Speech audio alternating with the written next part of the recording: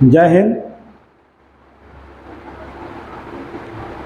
आज हम लोग फिर से बिहार पुलिस के सेट को रेगुलर करते हुए, है ना, लेकर के आए हैं और एग्ज़ाम डेट आ गई है आप लोग, है ना। और एग्ज़ाम डेट जो है दोस्तों जाकर के 24 सितंबर से शुरू है। 4 पाली में एग्ज़ाम होगी, है ना, और 15 अक्टूबर तक के एग्ज़ाम चलेंगे दोस्तों। एग्ज़ाम को देखते हुए अब तैयारी को आप लोग और जोड़ कर दिए, है ना। ज़्यादा से ज़्यादा पढ़िए, ज़्यादा से ज़्यादा रिवीजन कीजिए, है ना।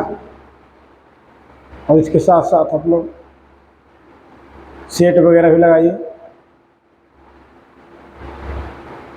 है ना। प्रत्येक दिन लगभग एक सेट होना चाहिए, ज़्यादा नहीं, सिर्फ सेट मारने से कुछ नहीं होगा। और बाकी तो मेरा क्लास चल ही रहा है, इसको देखिए, नोट कीजिए, याद कीजिए। जहाँ तक मेरा मानना है कि इससे ज़्यादा बार क्वेश्चन नहीं हो सकता है, जहाँ तक मानना है ना। तो चलिए हम लोग सेट को रेगुलर करते हैं, ज़्यादा बात नहीं, है ना। आप लोग को अच्छा लगता है वीडियो लाइक कीजिए, शेयर कीजिए, कमेंट कीजिए, सब्सक्राइब कीजिए। देखिए, सब्सक्राइब कीजिएगा तो आपको जब भी हम वीडियो अपलोड करेंगे तो आपको नोटिफिकेशन मिल जाएगी, है ना। इसको चैनल वगैरह सब्सक्राइब कर दीजिए, शेयर वगैरह कीजिए, ताकि मोटिवेशन मिलता रहे और आपका हर दिन एक अच्छे वीडियो लेकर के आए हम। ठीक है दोस्तों, चलते हैं क्वेश्चन, ठीक है। पहला क्वेश्चन है कपास की पैदावार खाली स्थान में अच्छी होती है। ऑप्शन ए में काली मिट्टी, ऑप्शन बी में जलोढ़ मिट्टी, ऑप्शन सी में रेतीली यानी कि बलुई मिट्टी, ऑप्शन डी में दोमट मिट्टी, है ना। कला जाकर के कपास की अच्छा पैदावार किस मिट्टी में होता है, इसका राइट आंसर हो जाता है काली मिट्टी। कौन मिट्टी हो जाएगा? काली मिट्टी। अगर मैं देखें काली, देखिए हम लोग क्वेश्चन को एक्सप्लेनेशन ज़्यादा से ज़्यादा करते हैं, ज़्यादा से ज़्यादा विस्तार करते हैं, और मेरा प्रयास है कि आपको एग्जाम से पहले तक जितना भी सीट लगवाएं जिसमें अधिक से अधिक क्वेश्चन रहे, हाँ, विश्वास है ना। काली मिट्टी अगर कहाँ कहाँ पाया जाता है तो महाराष्ट्र में और कहाँ? गुजरात में। कहेगा काली मिट्टी मुख्य रूप से कहाँ पाई जाती है तो महाराष्ट्र में और गुजरात में। और काली मिट्टी को रेगुर मिट्टी कहते हैं, है ना। कौन सा मिट्टी कहते हैं दोस्तों? रेगुर मिट्टी कहते हैं। और काली मिट्टी में जल धारण क्षमता बहुत अधिक होता है। काली मिट्टी में जो जल धारण जो क्षमता होता है वो क्या होता है दोस्तों? बहुत अधिक होता है। आखिर काली मिट्टी का जो निर्माण होता है ना, काली मिट्टी का जो निर्माण होता है वो जाकर के बेसाल्ट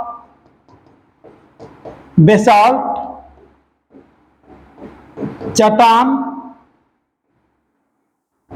को टूटने से होता है। काली मिट्टी का निर्माण बेसाल्ट चट्टान के टूटने से होता है। काली मिट्टी में देखा जाए तो आयरन, चूना,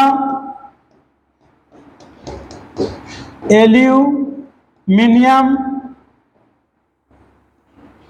है ना, मैग्नीशियम,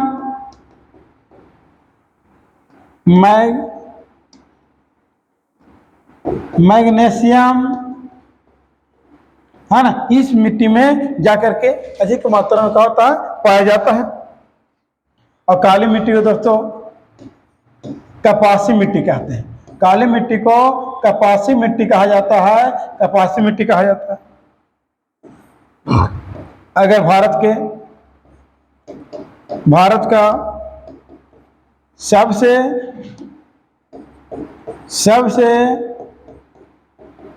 बड़ा अगर उद्योग देखा जाए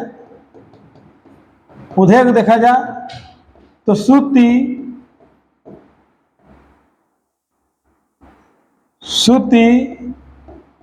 वस्त्र उद्योग है।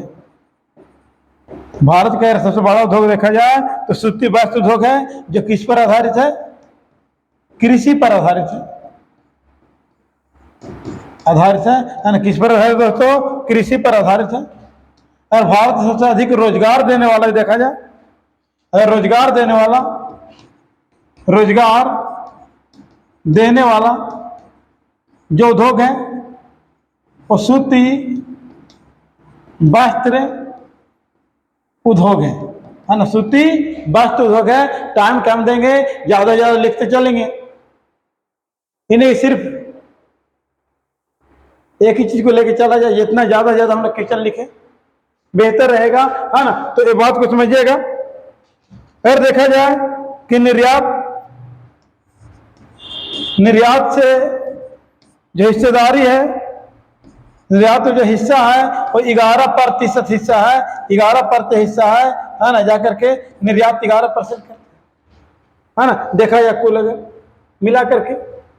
तो काली मिट्टी को कहाँ पाई जाते हैं, महाराष्ट्र में, गुजरात में अधिक मात्रा में।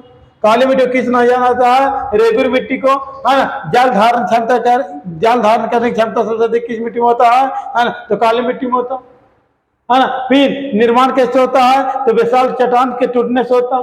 ये क्या पाया जाता है, आयरन, चूना, है ना, एल्युमिनियम, मैग्नीशियम पाया जाता है।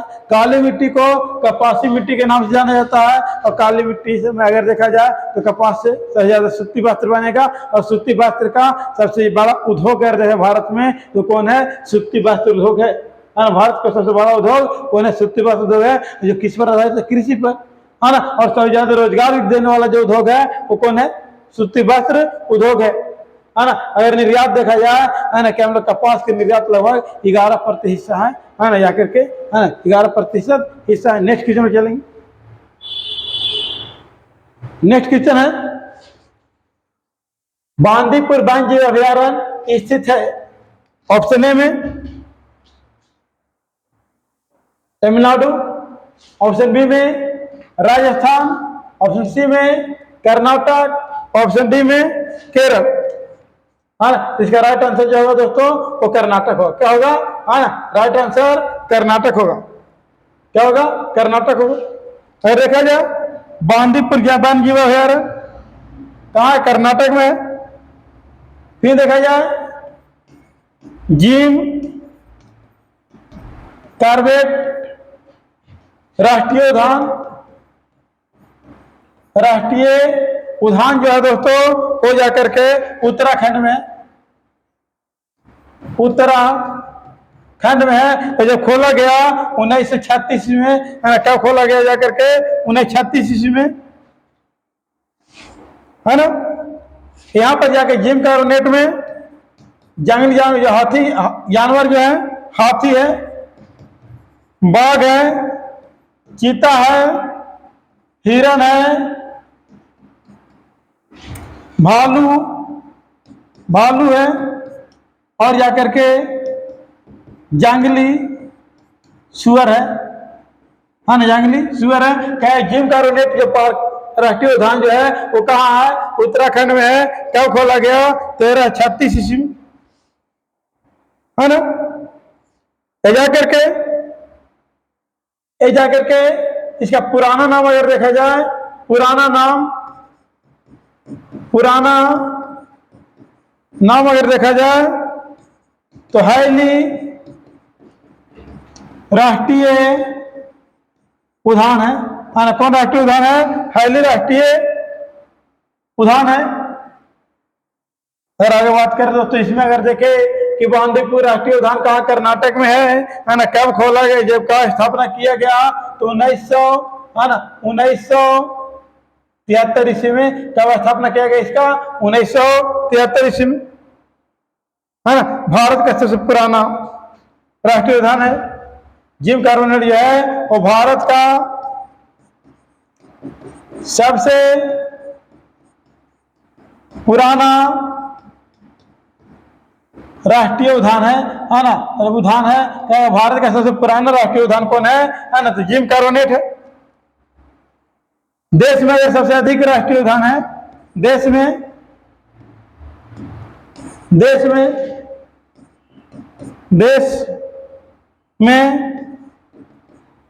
सबसे अधिक राष्ट्रीय उद्यान है दोस्तों, तो जाकर के एमपी में है, और यहां पर जाकर के 11 राष्ट्रीय उद्यान है। कितना राष्ट्रीय उद्यान है, 11 राष्ट्रीय उद्यान है। इसलिए मध्य प्रदेश को टाइगर स्टेट कहते हैं। मध्य प्रदेश को क्या कहा जाता है, टाइगर स्टेट कहा जाता है। अगर सबसे भारत में सबसे अधिक बाघ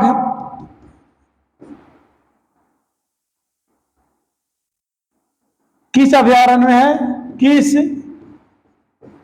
अभयारण्य में है ना। सबसे अधिक बाघ है किस अभयारण्य में है, तो नागार्जुन सागर किस अभयारण्य में है, नागार्जुन सागर। ये कहाँ है, आंध्र प्रदेश में। कहाँ दोस्तों, आंध्र प्रदेश में। इसका क्षेत्र है ना, और ये सबसे बड़ा भी है क्षेत्रफल में, है ना, सबसे बड़ा है जाकर के 3568 वर्ग किलोमीटर स्क्वायर है। 3568 वर्ग किलोमीटर स्क्वायर है। केवलादेव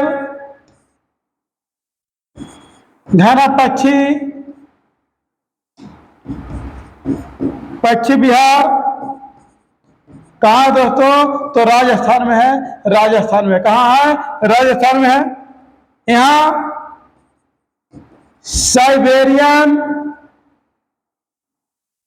साइबेरियाई सारस के लिए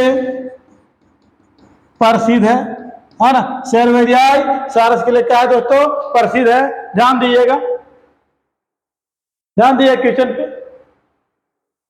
है ना। बांदीपुर राष्ट्रीय उद्यान कहाँ है, कर्नाटक में। क्या स्थापना किया गया, 1973 में। जिम कॉर्बेट राष्ट्रीय उद्यान कहाँ है, उत्तराखंड में। कब स्थापना किया गया, 1336 में। यहाँ कौन कौन जानवर रहते हैं, हाथी, बाघ, चीता, हिरण, भालू, जंगली सुअर।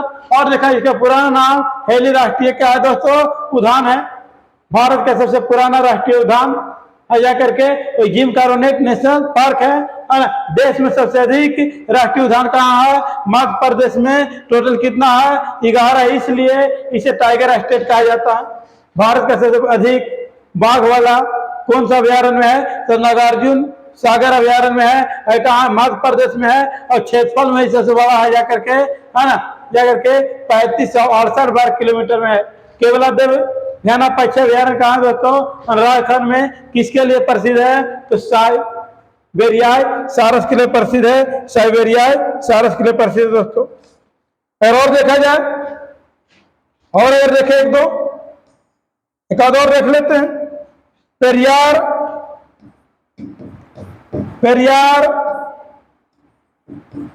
नेशनल पार्क कहाँ दोस्तों, तो केरल में है। कहाँ है, केरल में है। इसका स्थापना कब हुआ था, 1978 में, है ना। और किसके अंतर्गत आता है, अंतर्गत आता है जाकर के टाइगर रिजर्व के अंतर्गत आता है। अंतर्गत आता है जाकर के, अंतर्गत आता है। किसके अंतर्गत आएगा, हाँ, टाइगर रिजर्व के अंतर्गत आएगा। यानी पूछेगा कि पेरियार नेशनल पार्क कहाँ है, तो केरल में है। कब स्थापना हुआ? 1378 में। किसके अंतर्गत आएगा? तो टाइगर रिजर्व के अंतर्गत आएगा। नेक्स्ट क्वेश्चन चलते हम। नेक्स्ट क्वेश्चन है समुद्र की गहराई किसके द्वारा मालूम की जाती है? ऑप्शन ए में सोनार, ऑप्शन बी में रडार, ऑप्शन सी में डॉपलर, ऑप्शन डी में रेजर। इसका राइट आंसर होगा सोनार। राइट आंसर क्या होगा दोस्तों? सोनार। Option number A. समुद्र की गहराई, समुद्र की गहराई किसके द्वारा? सोनार के द्वारा, यानी कि जो वस्तु वगैरह भुलाया जाता है तो पता लगाया जाता है सोनार के माध्यम से। ऐसे वायुयान के भौगोलिक स्थिति और देख ले, वायुयान की भौगोलिक स्थिति किसके द्वारा? तो रडार के द्वारा। किसके द्वारा लगाया जाता है? रडार के द्वारा। फायदोमीटर है ना, इससे समुद्र की गहराई मापा जाता है। समुद्र की गहराई है ना, क्योंकि देखिए समुद्र जो सोनार जो है ना वो वस्तु जब खो जाता है उसको पता लगाने के लिए किया जाता है, लेकिन ऑप्शन ना रहने की वजह से अन्य जाकर के आपको ऑप्शन नहीं होगी। अगर वहां फायदोमीटर रहता तो फायदोमीटर से समुद्र की गहराई मापी जाती है ना। फिर देखा जाए घूमती वस्तु की गति, घूमती हुई वस्तु की गति जो मापी जाती है और गायरोस्कोप के द्वारा। किसके द्वारा? गायरोस्कोप के द्वारा। भूकंप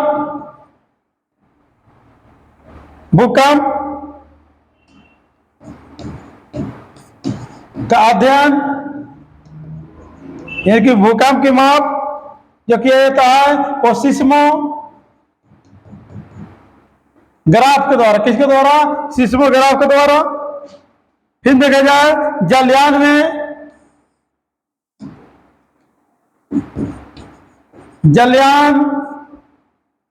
में समय का पता लगाने के लिए किसका उपयोग किया जाता है? तो क्रोनोमीटर का प्रयोग किया जाता है। क्रोनोमीटर का प्रयोग किया जाता है। अगर दिशा का पता लगाना है, दिशा का पता लगाने के लिए कंपास का उपयोग किया जाता है। किसका किया जाता है? कंपास का उपयोग किया जाता है। ध्यान दीजिए क्वेश्चन पे।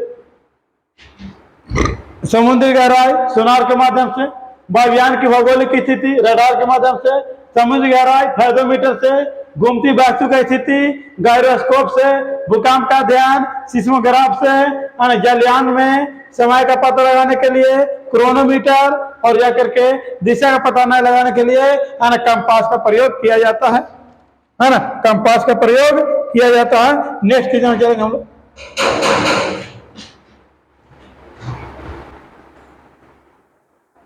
है ना, नेक्स्ट देखेंगे है ना, भारत के निजी क्षेत्र में एक बड़ी विद्युत परियोजना कहाँ स्थित है?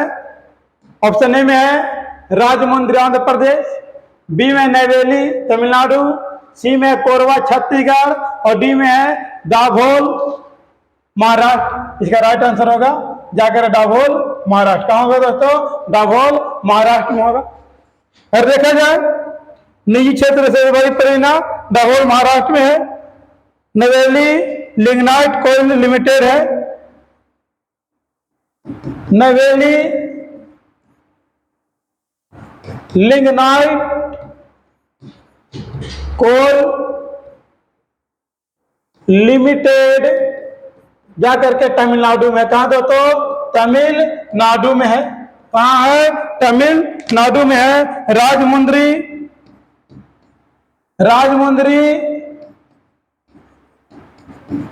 राजमुंद्री विद्युत परियोजना परियोजना जाकर के आंध्र प्रदेश में है। कहाँ है? आंध्र प्रदेश में। कहाँ है दोस्तों? आंध्र प्रदेश में है। कोरबा में बालकों द्वारा एल्युमिनियम कंपनी का स्थापना किया गया है। एल्युमिनियम कंपनी की स्थापना किया गया है ना, ध्यान रखिएगा। स्थापना किया गया है, ध्यान रखना है। नवेली लिग्नाइट कोल लिमिटेड कहाँ है? तमिलनाडु में है। राजमुंद्री विद्युत परियोजना कहाँ है? तो आंध्र प्रदेश में है। कोरबा में जाकर के एल्युमिनियम कंपनी का स्थापना किया, किसके द्वारा? है ना, तो बालकों के द्वारा किया गया है। और कोरबा जो है वो छत्तीसगढ़ में है। कहाँ है? छत्तीसगढ़ में। नेक्स्ट क्वेश्चन पे ध्यान देंगे हम लोग दोस्तों। नेक्स्ट क्वेश्चन है कि पशु और पौधे की जाति में सबसे बड़ी विविधता कहाँ पाई जाती है? पौधे और पशु की जाति में सबसे बड़ी विविधता है ना कहाँ पाई जाती है ना, ये आपको क्वेश्चन का आंसर बताना है। शीतोष्ण पर्णपाती वनों में, बी में है उष्ण कटिबंधीय आर्द्र वनों में, सी में है अत्यधिक प्रदूषित नदियों में, और डी में है मरुस्थलीय में, है ना। इसका राइट आंसर होगा दोस्तों, है ना। तो राइट आंसर हो जाकर के ऑप्शन नंबर बी, उष्ण कटिबंधीय आंध्र, है ना, आंध्र वनों में पाया जाता है ना, आंध्र वनों में पाया जाता है। आखिर ये जो उष्ण कटिबंधीय जो आंध्र वन है, इसका तापमान कितना होना चाहिए? तापमान कितना होना चाहिए? तो 24 डिग्री सेल्सियस होना चाहिए। वर्षा यहाँ पर कितना होना चाहिए? तो 200 सेंटीमीटर से अधिक होनी चाहिए। आर्द्रता जो होनी चाहिए वो जा करके 70% होना चाहिए। और वृक्ष का जो लंबाई होता है, लंबाई होता है यहाँ पर दोस्तों, वो कितना होता है? 50 मीटर का आसपास होता है। ये बात ध्यान रहे, है ना। उच्च कटिबंधीय क्षेत्र में तापमान कितना होता है? 24 डिग्री सेल्सियस, वर्षा 200 सेंटीमीटर से अधिक, आर्द्रता कितना होगा? 70%, और वृक्ष की लंबाई कितना होगा दोस्तों? है ना, 50 मीटर के आसपास होगा। ये जाकर के भारत में कहाँ पाए जाते हैं? भारत में कहाँ इस प्रकार का? पहला नंबर पश्चिमी घाट, हाँ ना, पश्चिमी घाट में मिलेगा। उत्तर पूर्वी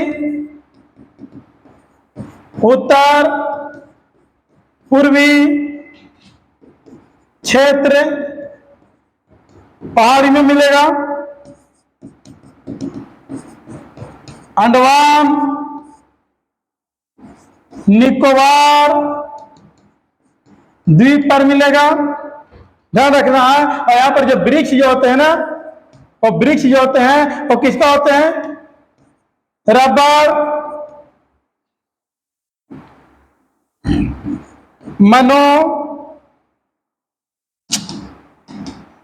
महोगनी, नारियल, बांस, सिनकोना, है ना, सिनकोना, ये सब वृक्ष यहाँ पे क्या होते हैं दोस्तों? पाए जाते हैं। ये सब वृक्ष यहाँ पे क्या होते हैं? पाए जाते हैं। ध्यान दीजिएगा,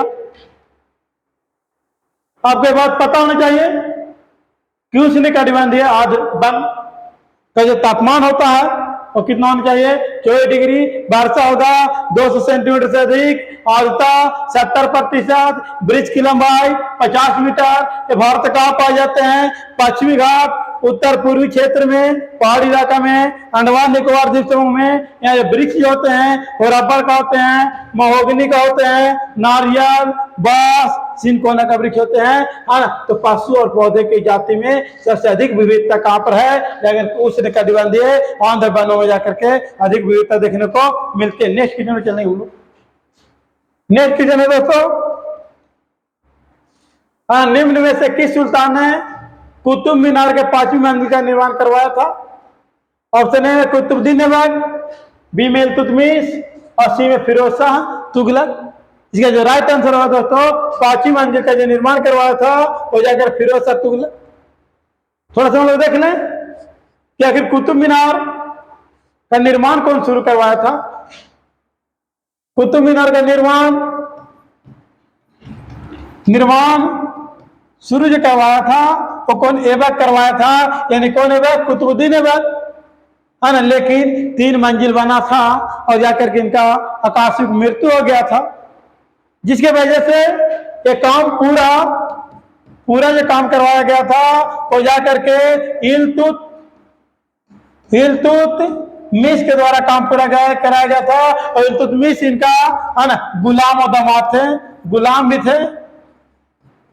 भी थे और दामाद भी थे, है ना। यानी कि ऐबक के, है ना, दामाद कौन थे, इल्तुतमिश, गुलाम थे कौन थे, है ना, इल्तुतमिश, ठीक है।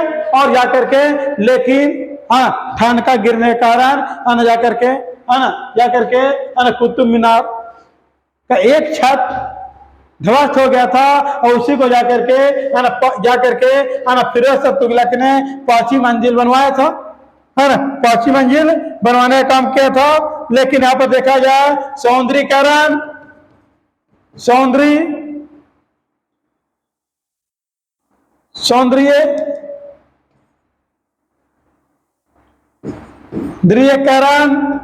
अगर देखा जाए सौंदर्यीकरण कौन करवाया था इनका, है ना, कुतुब मीनार का, तो सिकंदर लोदी, है ना, ये जाकर के लोदी वंश के थे।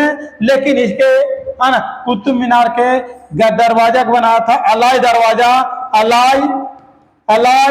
दरवाजा, है, इसके सामने बनाया था। तो कौन बनाया था, अलाउद्दीन बनाया था, अलाउद्दीन खिलजी, है ना, अलाउद्दीन खिलजी थे, वो खिलजी वंश के थे। और खिलजी वंश के जो संस्थापक हैं वो जाकर के जलालुद्दीन खिलजी हैं। ध्यान दीजिएगा, ये लिखने का सब प्रयास कीजिएगा दोस्तों, सब लिखने का प्रयास कीजिएगा, है ना। और जाकर के आपके लिए एक रामबाण बनकर के साबित होगा। देखिएगा जब आपका एग्जाम होगा, है ना, तो देखिएगा क्या किस प्रकार से, है ना, कैसा क्वेश्चन दे रहे हैं आप लोग के, किस प्रकार का कंटेंट है, समझने का प्रयास कीजिएगा दोस्तों। नेक्स्ट क्वेश्चन में चलते हैं। ख्वाजा मुइनुद्दीन चिश्ती किसके शिष्य थे। ऑप्शन ए में अब्दुल कादिर जिलानी, बी में ख्वाजा अबू यूसुफ, और सी में ख्वाजा उस्मान हुरानी, और डी में ख्वाजा मौदरत, है ना, ख्वाजा मौदरत थे, है ना। देखेंगे इसका जो राइट आंसर होगा वो जाकर के ख्वाजा उस्मान हुरानी थे। कौन थे, ख्वाजा उस्मान हुरानी थे दोस्तों। इसका राइट आंसर होगा ख्वाजा उस्मान हुरानी थे। यानी कि इनका क्या थे, है ना, शिष्य थे, है ना। यानी कि ख्वाजा मुइनुद्दीन चिश्ती, ख्वाजा मुइनुद्दीन चिश्ती, है ना, किनके शिष्य थे जाकर के, तो अब्दुल कादिर जिलानी का, अब्दुल कादिर जिलानी का क्या थे, शिष्य थे, है ना। चिश्ती सिलसिला के लोकप्रिय, है ना, चिश्ती सिलसिला के लोकप्रिय कौन बनाए थे दोस्तों, तो जाकर के ख्वाजा मुइनुद्दीन चिश्ती ने बनाए, है ना। इनका दरगाह कहाँ है, दरगाह तो अजमेर शरीफ में है, अजमेर शरीफ में दरगाह कहाँ है, अजमेर शरीफ में है। ये किनके साथ भारत आए थे, जाकर के, है ना, गौरी के साथ, है ना। वो तकरीबन जाकर के 1190 ईस्वी के आसपास में भारत आए थे।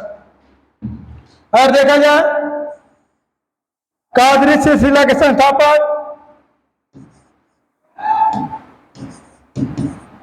कादरी सिलसिला के संस्थापक अब्दुल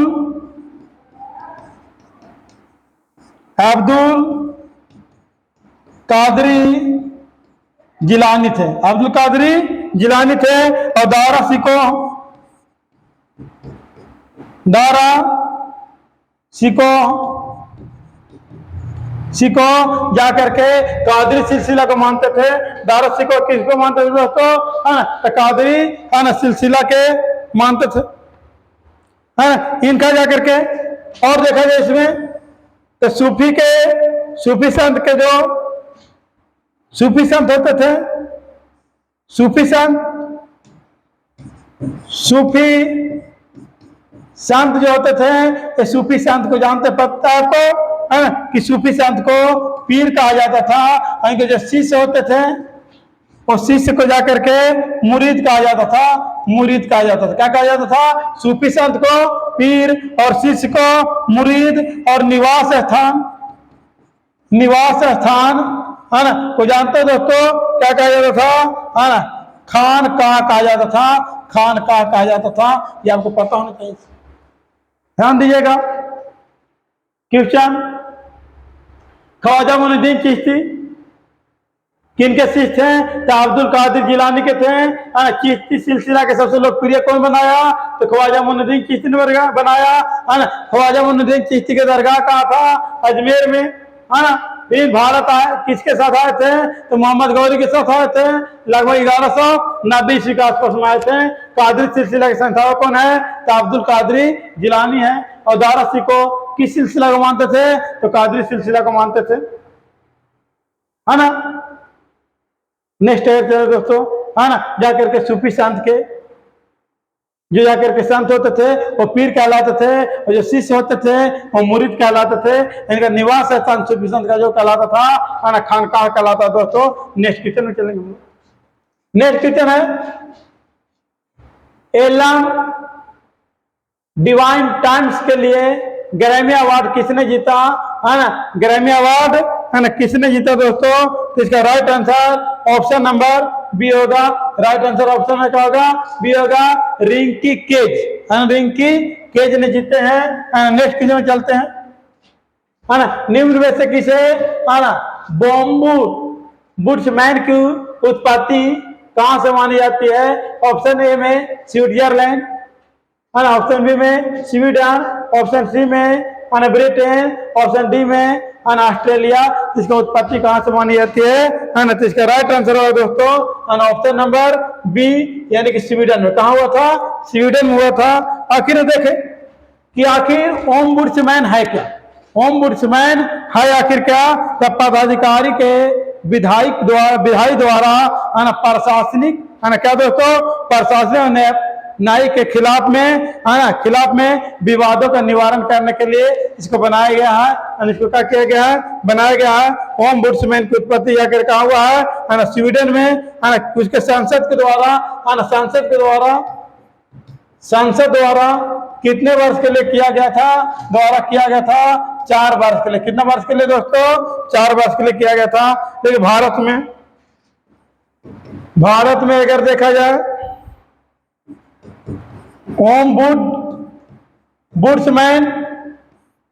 ओम्बुड्समैन देखा जाए तो भारत में केंद्र का अलग है और राज्य का जाकर के अलग है। केंद्र के ओम्बुड्समैन को जाकर के लोकपाल का नाम से जाना जाता है, लोकपाल का नाम से जाना जाता है।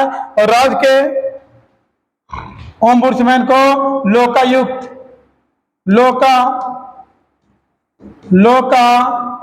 के नाम से, लोकायुक्त के नाम से जाना जाता है। ये भारत में देखा जाए ओम्बुड्समैन के,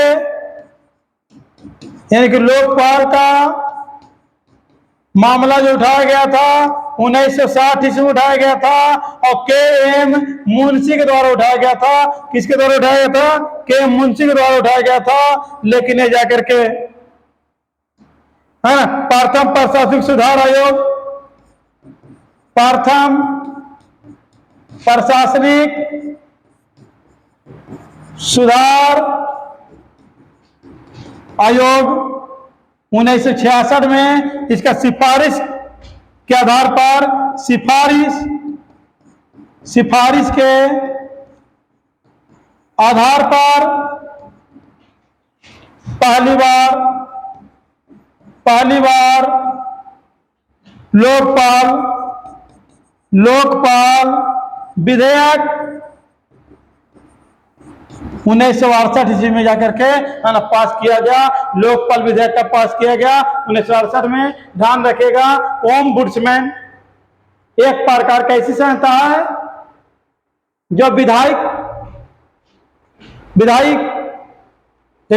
बोलते हैं, विधायिका द्वारा प्रशासन, विधायिका द्वारा, न्यायपालिका द्वारा जो मामला सुलझाया जाएगा उसको सुलझाने के लिए इसको क्या किया गया है, बनाया गया है।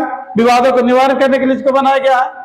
और ओम्बुड्समैन पहली बार कहां देखा गया? स्वीडन में देखा गया। 4 वर्ष के लिए एक स्थापना किया गया था। भारत में ओम्बुड्समैन केंद्र में अलग है, राज्य में अलग है। केंद्र में जो ओम्बुड्समैन है उसे लोकपाल के नाम जाना जाता है, राज्य में लोकायुक्त के नाम जाना जाता है। आखिर लोकपाल यानी ओम्बुड्समैन का मामला पहली बार किसने उठाया? तो के मुंशी ने उठाया। और कब उठाया? 1960 में। प्रथम प्रशासनिक सुधार आयोग 1966 के सिफारिश के आधार पर इसे पहली बार जाकर के क्या किया गया? लोकपाल विधेयक को पारित किया गया 1968 ईस्वी में। नेक्स्ट में चलता है, बाल्कन प्लान किससे संबंधित है? 1833 के चार्टर अधिनियम। बी में भारत विभाजन आयोग। सी 1965 के भारत शासन अधिनियम। डी 1953 के चार्टर अधिनियम। राइट आंसर इसका बतलाने का प्रयास कीजिएगा दोस्तों।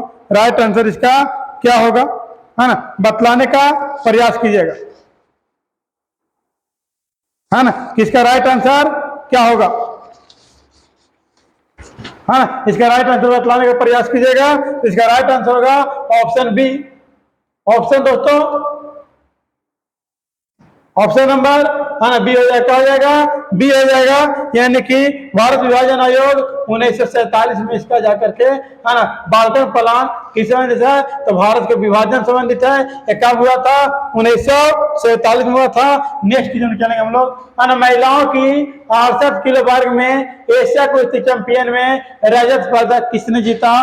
ऑप्शन ए में आमी इसी, बी में निशा दहिया, सी में अंशु मलिक और डी में साक्षी मलिक। इसका राइट आंसर है दोस्तों ऑप्शन नंबर बी, निशा दहिया ने जाकर जीता। नेक्स्ट चलेंगे, आपका बैंक आपके द्वार, है ना, किस बैंक के टैगलाइन है? आपका बैंक आपका द्वार किस बैंक के टैगलाइन है? इसका राइट आंसर होगा India post payment bank. India post payment bank का जाकर के क्या है दोस्तों, है ना, टैगलाइन है ना। नेक्स्ट चलेंगे क्वेश्चन, है ना, फिर जाकर के 13 नंबर क्वेश्चन में किस वर्ष मुंबई में पहली बार कपड़ा मिल का स्थापना किया गया था? है ना, किस वर्ष मुंबई में पहली बार कपड़ा मिल का स्थापना किया गया था? ऑप्शन ए में 1842, बी में है ना 1846, सी में 1850, डी में 1854। राइट आंसर बतलाने का प्रयास कीजिएगा। तो राइट आंसर इसका होगा दोस्तों 1854 में पहला कपड़ा मिल जो खोला गया था हो जाकर के कैसाब जी डावर के द्वारा, कैसाब जी डावर के द्वारा खोला गया था। किसके द्वारा खोला गया था? कैसाब जी डावर के द्वारा खोला गया था। लेकिन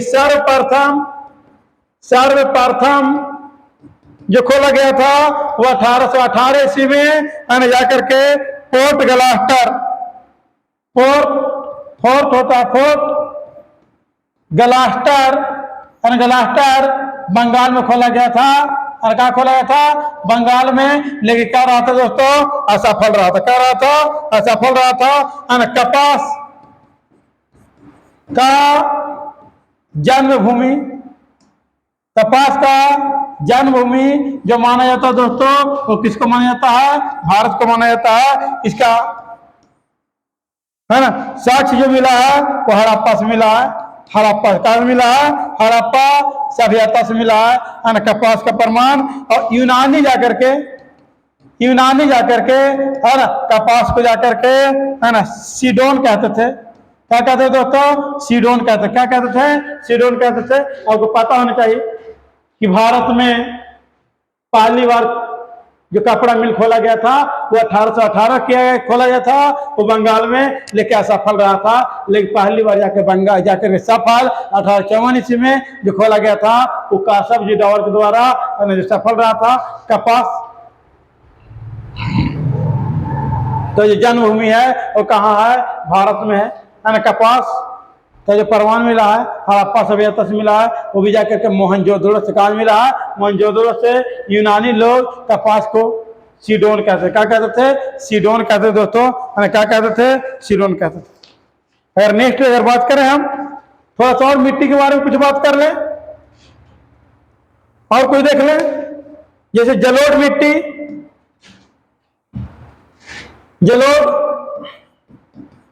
जलोढ़ मिट्टी भारत में सबसे अधिक पाई जाती है। कहेगा कि भारत सबसे अधिक कौन मिट्टी पाई जाती है? जलोढ़ मिट्टी पाई जाती है। इसमें अधिकता जो होता है वो पोटास का होता है। किसका होता है? पोटास का। कहेगा जलोढ़ मिट्टी किसका अधिकता होता है? तो पोटास का। और कम को क्या क्या रहता है? कम क्या क्या रहता है? तो नाइट्रोजन, फास्फोरस, है ना, ह्यूमस, है ना। और जलोढ़ मिट्टी जो होते हैं दोस्तों वो दो प्रकार के होते हैं। जलोढ़ मिट्टी कई प्रकार के होते हैं? दो प्रकार के, एक खादर और दूसरा बांगर। जो नया जलोढ़ मिट्टी होता है, नई जलोढ़ मिट्टी को खादर कहा जाता है, और पुरानी जाकर के जलोढ़ मिट्टी का कहा जाता है बांगर कहा जाता है। ये सब किसी न कोई पता होना चाहिए दोस्तों, है ना। स्क्रीनशॉट वगैरह लेते रहिए और उसके बाद लिख लीजिएगा एक बार, अगर एक बार वीडियो देख लीजिए, एक बार लिख लीजिए, फिर एक बार देख करके उसको क्या कर लीजिए, याद कर लीजिए दोस्तों। अरे याद कर लीजिए। नेक्स्ट क्वेश्चन चलते हैं। चीन ने तिब्बत पर कब पूर्ण रूपेण कब्जा कर लिया था? ऑप्शन में 1959, बी में 1960, सी में 1961 और डी में 1962, है ना। राइट आंसर है दोस्तों 1959। कब कर लिया था? 1959 में कर लिया था। कब कर लिया था दोस्तों? 1959 में कर लिया था। इसका राइट आंसर क्या होगा? 1959। अगर देखें 1959 में कर लिया था। लेकिन प्रशासनिक इकाई कब घोषित किया था तिब्बत को? प्रशासनिक इकाई कब घोषित किया था?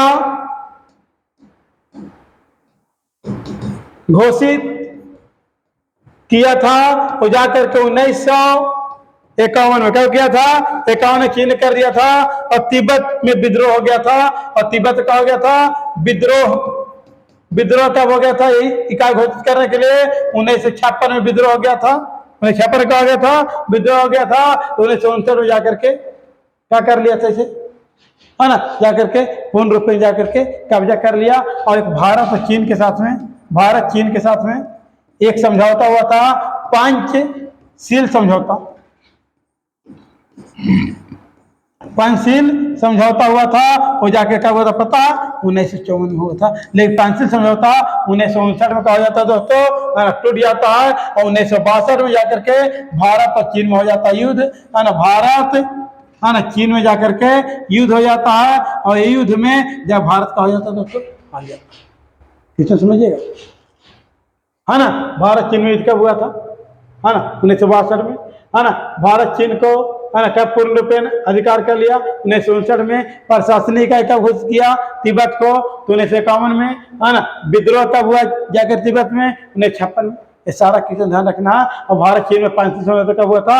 1954 में। नेक्स्ट क्वेश्चन, राज्य के नीति नेतृत्व को आयरलैंड के संविधान ने किस देश से ग्रहण किया?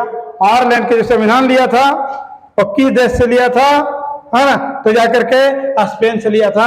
कहां से लिया था दोस्तों? स्पेन से लिया था। और हम लोग जाकर के भारत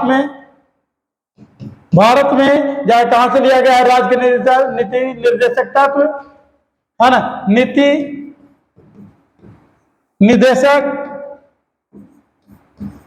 निदेशक या निर्देशक तत्व कहां से लिए हम लोग? तो हम लोग जाकर के आयरलैंड के संविधान से लेने का काम किए हैं। आयरलैंड के संविधान से लेने का काम किए हैं। कब लिए हैं? तो 1937 में तब लिए हम लोग जाकर के 1937 ईस्वी में।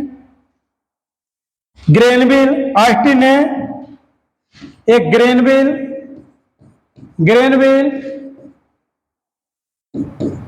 ऑस्टिन निदेशक तत्व और मौलिक अधिकार है ना, अधिकार को संविधान का जाकर दोस्तों ग्रेनविल ऑस्टिन ने जाकर के नीति निर्देशक तत्व और जाकर के मौलिक अधिकार को बोले हैं संविधान की मूल आत्मा। संविधान की मूल आत्मा कहेगा संविधान की मूल आत्मा नीति निर्देशक तत्व और मौलिक अधिकार किसने बोले हैं? तो ग्रेनविल ऑस्टिन ने बोले। लेकिन अंबेडकर क्या बोले? नीति निर्देशक तत्व क्या बोले? अंबेडकर बोले जाकर के अनोखी विशेषता अनोखी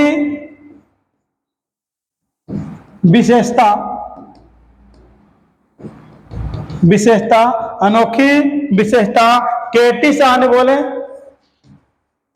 केटी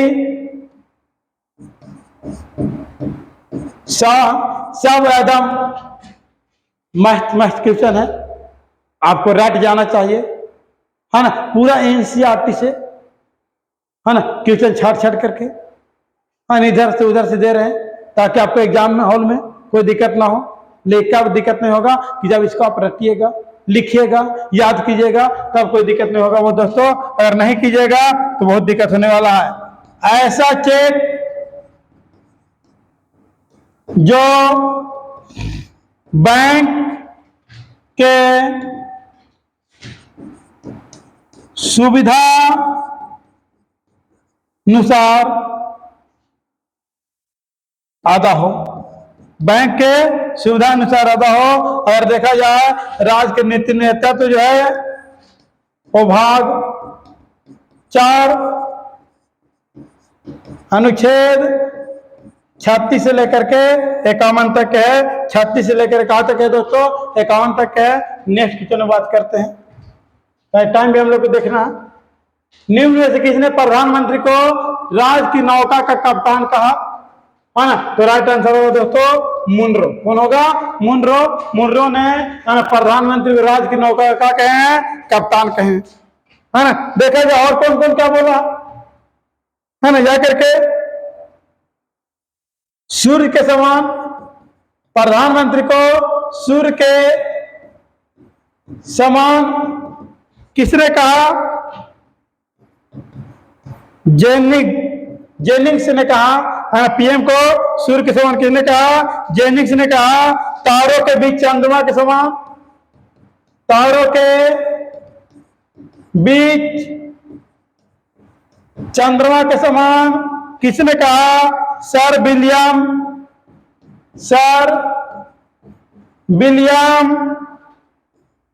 बर्नर हारकोर्ट ने कहा। हर कोर्ट ने जाकर के कहा दोस्तों। ये सब जाकर के किसको बोला जा रहा है ना?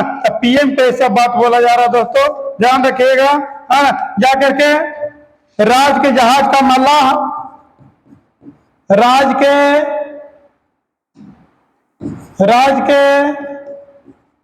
जहाज का मल्लाह किसने कहा? किसने कहा? तो जाकर के रैमजे मेयर ने कहा। है ना। ये सब जाकर के किसके लिए बोला जा रहा? पीएम के कहेगा। पीएम के सूर्य के समान किसने कहा? जेनिंग्स ने कहा। पीएम के तारों के बीच चंद्रमा किसने कहा? सर विलियम बर्नर हारकोर्ट ने कहा। राज के मल्लाह किसने कहा? पीएम के तो रैमजे मेयर ने कहा। और राज की नौका का कप्तान किसने कहा? तो मुनरो ने कहा। नेक्स्ट क्वेश्चन में हम लोग चलेंगे। नेक्स्ट क्वेश्चन कह रहा है दोस्तों है ना, भारत में विश्व के कितने प्रजातिवादी निवास करते हैं? ऑप्शन 15.5, 17.5, 19.5 और 21.5। इसका राइट आंसर होगा दोस्तों, राइट आंसर बतलाने का प्रयास कीजिएगा। इसका राइट आंसर हो जाएगा 17.5। कितना हो जाएगा दोस्तों? 17.5। इसका राइट आंसर क्या हो जाएगा? 17.5। नेक्स्ट अब बतलाने का बात प्रयास कीजिएगा, है ना, कि पूरा विश्व की भूमिका, विश्व के भूमिका, विश्व के भूमिका भारत के पास मात्र 2.42% है, 2.42% है। पहली बार जनगणना 1872 में लॉर्ड मेयो के द्वारा कराया गया था। किसके द्वारा? लॉर्ड मेयो के द्वारा। लेकिन नियमित रूप से पहली बार जाकर के 1881 से कराया गया था और जाकर के लॉर्ड रिपन के द्वारा कराया गया था। और जनगणना प्रत्येक 10 वर्ष होता है, 10 वर्ष पर जनगणना कराया जाता है। प्रत्येक 10 पर जनगणना कराया जाता है। 2011 का आंकड़ा के अनुसार देश का जो आबादी है दोस्तों 156,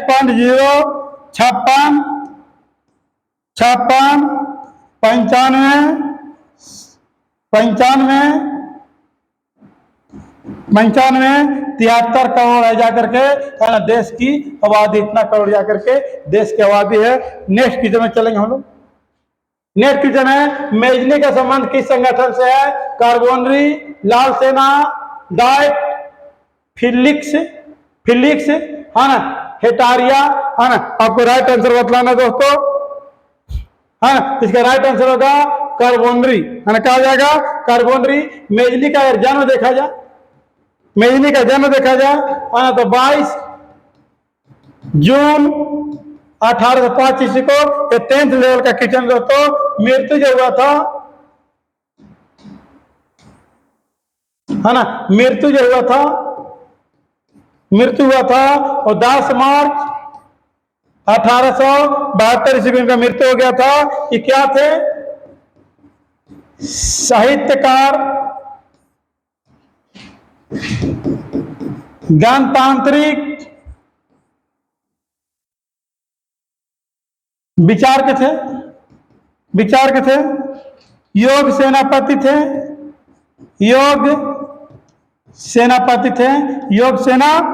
थे, है ना। यंग इटली का स्थापना किए थे, यंग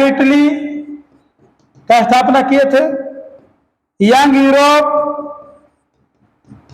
का स्थापना किए थे, है ना। ये सब बात आपको ध्यान में रखना पड़ेगा दोस्तों, है ना, कि मेजनी का जन्म 22 जून 1805 को, मृत्यु 10 मार्च 1872 को। क्या थे? साहित्यकार, है ना, जनतांत्रिक विचार के थे, है ना, योग सेनापति थे। यंग इटली का स्थापना कब किए थे? 1831 में। यंग यूरोप का स्थापना कब किए थे? 1800 जाकर के, है ना, 34 में, है ना। नेक्स्ट क्वेश्चन में बात करेंगे, है ना। गैरिबाल्डी पेशे से क्या थे? गैरिबाल्डी पेशे से क्या थे? ऑप्शन ए में किसान, बी में नाविक, सी में सिपाही, डी में जमींदार। राइट आंसर होगा ऑप्शन बी नंबर, नाविक थे। क्या थे दोस्तों? नाविक थे। जन्म इनका कब हुआ था? तो 4 जुलाई 1807 ईस्वी को हुआ था। मृत्यु कब हुआ था इनका? तो 2 जून 1882 ईस्वी को हुआ था। एक और कहाँ के थे? इटली के थे। कहाँ के थे दोस्तों? इटली के एक राजनैतिक, अनैतिक, सैनिक नेता। इनका जीवनी जो लिखे थे, है ना, सबसे महत्वपूर्ण क्वेश्चन है, जीवनी कौन लिखे थे? तो लाला लाजपत राय ने लिखे थे। जीवनी कौन लिखे थे? तो लाला लाजपत राय ने लिखे थे। नेक्स्ट क्वेश्चन में चलेंगे दोस्तों। आवाज का ये अंतिम क्वेश्चन होगा। निम्न में से कौन डायमंड लीग ट्रॉफी जीतने वाले पहले भारतीय एथलीट थे? Option A Bajrang Punia, option B में दीपक दीपिक कुमारी, ऑप्शन सी में है ना पीवी सिंधु, ऑप्शन डी में नीरज चोपड़ा। इसका राइट आंसर जो होगा दोस्तों है ना जाकर के नीरज चोपड़ा होगा, है ना। क्या होगा राइट आंसर, है ना नीरज चोपड़ा होगा, है ना। ध्यान दीजिएगा और जाकर के 20 क्वेश्चन बतलाएं, इसका विश्लेषण किए और सब विश्लेषण को आपको लिखना है दोस्तों। लिखिएगा, बहुत काम आएगा। रिवीजन कीजिए। अगर रिजल्ट बनाना है तो आप एक चैनल के सब्सक्राइब शेयर कीजिए ताकि आपको रेगुलर वे पर प्रत्येक दिन वीडियो हम दे सके, है ना। प्रत्येक दिन लगभग हम वीडियो दे सके। दिन भर क्लास रहता, दिन में टाइम नहीं रहता दोस्तों, है ना। रात में आन कर वीडियो शूट करते हैं और जैसे ही शूट करते हैं तो वीडियो डालने का प्रयास करते हैं। 10-11 बज जाता वीडियो डालने में और आपको है ना 10-11-12 बजे आपको जाकर के है ना वीडियो उपलब्ध हो जाता है दोस्तों। ठीक है ना। आप प्रैक्टिस कीजिए, है ना, मेहनत कीजिए। जय हिंद।